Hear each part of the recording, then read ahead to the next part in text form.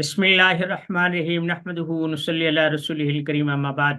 ساتھ طبی کالج کی طرف سے ویڈیوز اور اسباق کا سلسلہ جاری ہے۔ آج ہم اس چیز پر روشنی ڈالیں گے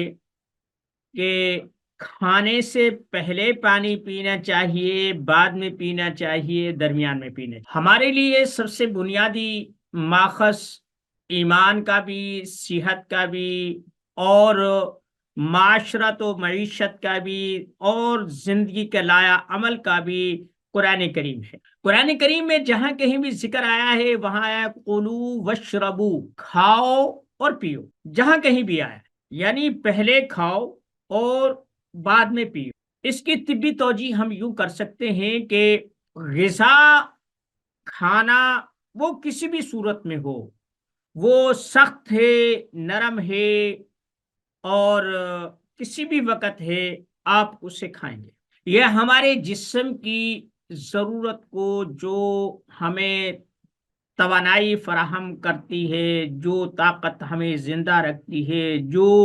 بدل ما یتحلل کے طور پر کام کرتی ہے، اس سے نئی چیز اور نئی خوراک درکار ہوتی ہے، تاکہ جو جسم کے اجزاء فارغ ہو چکے ہیں، بیکار ہو چکے ہیں، ہماری ضرورت سے وہ بیکار ہیں اور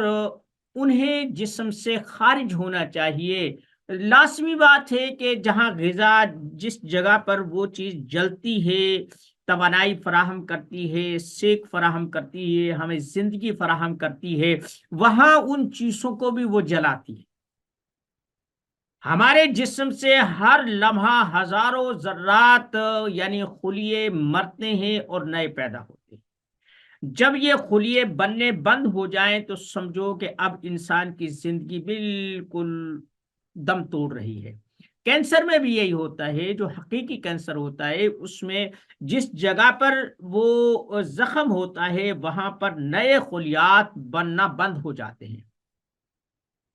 یعنی وہ جو سسٹم ہے جو انسان کے جسم کی ریپیئرمنٹ پہ معمور ہے، اس کی صحت کا ذمہ دار ہے، وہ حصہ جو کینسر کا ہوتا ہے اس سے وہ بغاوت کر دیتا ہے۔ اس کا حصہ اس کے احکامات کو نہیں مانتا۔ جب اس کے احکامات کو نہیں مانتا تو اس سے غذا کا سلسلہ بھی بند ہو جاتا ہے۔ تو کلو وشربو، پہلے کھاؤ پھر پیو، ولا تسرفو، اب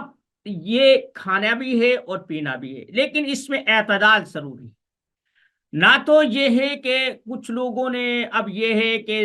روزانہ 12 گلاس پانی پیو، کوئی کہتا 8 گلاس پانی پیو، کوئی کہتا ہے کہ اتنا پیو اتنا پیو۔ یہ ضروری ہے کہ انسانی جسم میں پانی کی بہت بڑی مقدار ہے، یعنی 70% ہمارا جسم پانی سے مرکب ہے، اور یہ پانی ہی ہمارے اس جسم کو بھرنے کا اور اس سے خوبصورتی کا اور اس جسم کے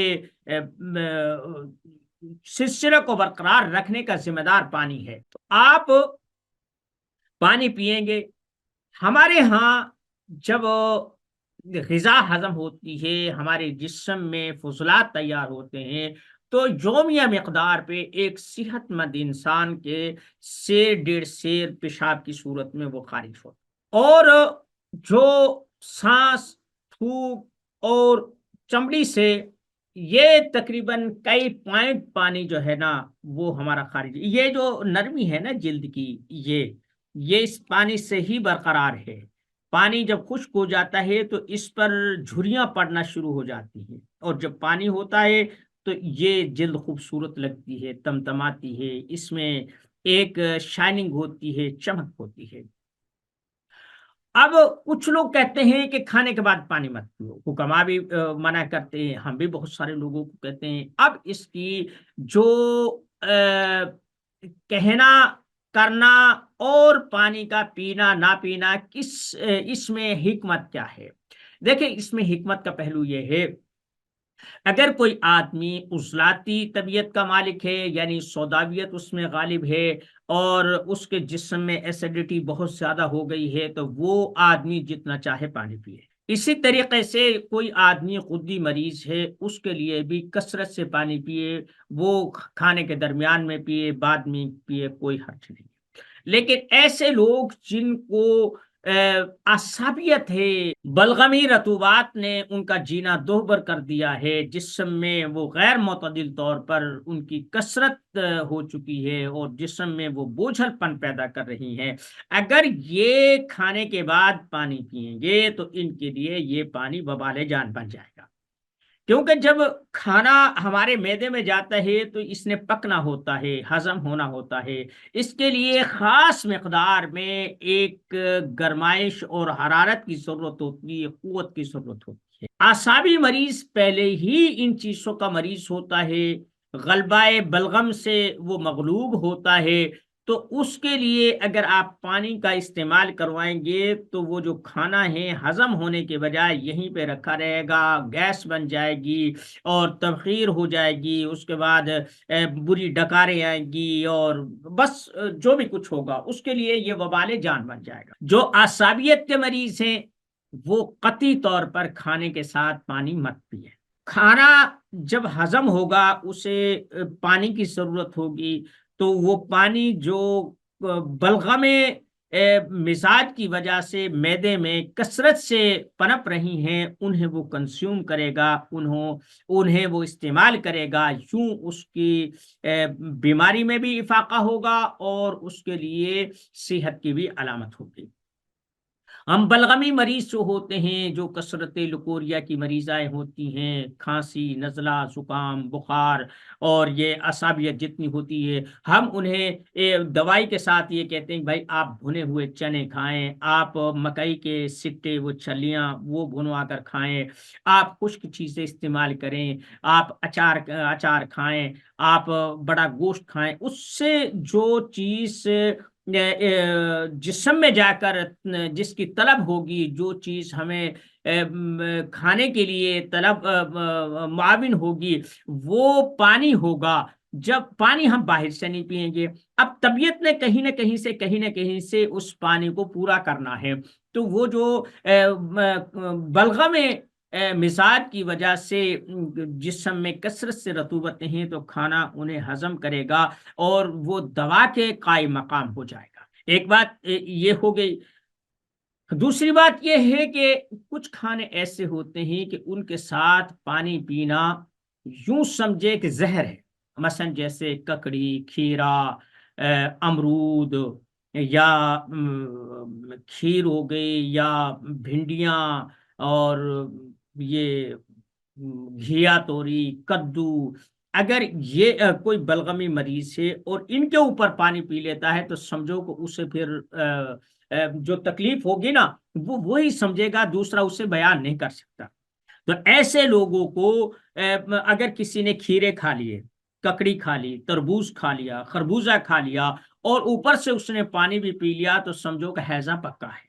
ٹھیک ہے۔ لیکن کچھ کھانے ایسے ہوتے ہیں ان کے ساتھ ایک مقدار جو انسان پانی کی اپنے اندر انڈیلتا ہے اس سے بھی زائد کی ضرورت ہوتی ہے، بالخصوص جب آدمی بڑا گوشت کھاتا ہے، کڑھائی کھاتا ہے، چٹپٹی چیزیں کھاتا ہے، کیونکہ ان سے جو طبیعت کو گرمی پیدا ہوتی ہے، انہیں ہضم کرنے کے لیے جتنی پانی کی مقدار ہوتی ہے روٹین میں آدمی اتنا نہیں پیتا، تو زیادہ پیاس بھی لگتی ہے اور آدمی کو پانی بھی زیادہ پینا چاہیے۔ جو لوگ کڑھائی کھا کر، مچھلی فرائی کھا کر یا چٹپٹے کھا کر اوپر سے کوک پیتے ہیں، پیپسیاں پیتے ہیں اور یہ مصنوعی مشروبات کا استعمال کرتے ہیں، سٹنگ پیتے ہیں، وہ اپنے اوپر ظلم کرتے ہیں۔ ایک نہ ایک دن ان کا معدہ جواب دے جائے گا، پھر وہ ایسے عادی ہو جاتے ہیں کہ جب تک ساتھ میں بوتل نہ ہو اس وقت تک ان کا کھانا ہضم نہیں ہوتا۔ تو اس سے آپ بچیں، یہ زہر ہے انسان کے لیے۔ تو جو زیادہ اسپائسی مسالے دار چیزیں، چٹپٹی چیزیں ہیں، ان کے ساتھ پانی کا زیادہ استعمال کیا جائے۔ اور کوشش کی جائے کہ بالکل یخ بستہ پانی، برف کا پانی نہ پیا جائے، بلکہ نیم گرم پانی، اگر یہ نہ ہو سکے تو سادہ پانی آپ استعمال کریں۔ اگر آپ نے کڑھائی کھائی، اوپر سے برف کا ٹھنڈا پانی یا کوئی پیپسی وغیرہ پی لی، تو پھر سمجھو کہ آپ نے معدے کو اتنا نقصان پہنچایا ہے کہ اس کا ازالہ 6 مہینے بھی نہیں ہو سکتا، اور بہت سارے لوگوں کی تو یہ روٹین ہے۔ تو میں نے آپ کو بتایا، اگر کوئی آدمی قبض کا مریض ہے، اسے کثرت سے سلاد کھانی چاہیے، جن میں ریشہ ہوتا ہے، جیسے سلاد ہو گئی، پالک ہو گئی، اور یہ چیزیں ہو گئی جن میں ریشے ہوتے ہیں، ساگ ہو گیا سرسوں کا، ایسی چیزیں کثرت سے استعمال کرنی چاہیے۔ اور بہت سارے لوگ دائمی قبض کے مریض ہوتے ہیں، دوائیاں کھا کھا کر ان کی جیب سے وہ دوا قبض کی نہیں ختم ہوتی، اور وہ دسترخوان پر بھی وہی رکھی ہوتی ہے۔ ایسے لوگوں کو ایک آسمودہ ٹوٹکا یہ ہے کہ دوائیاں چھوڑ دیں، اور آپ کثرت سے سلاد کا کھانا شروع کر دیں، جیسے بند گوبھی ہو گئی، پیاز ہو گیا، کھیرا ہو گیا، اور ٹماٹر ہو گیا، اور ایسی جو چیزیں جن میں پانی کثرت سے موجود ہے، ایسی چیزیں آپ کھائیں۔ ادرک کا آپ استعمال کریں، آپ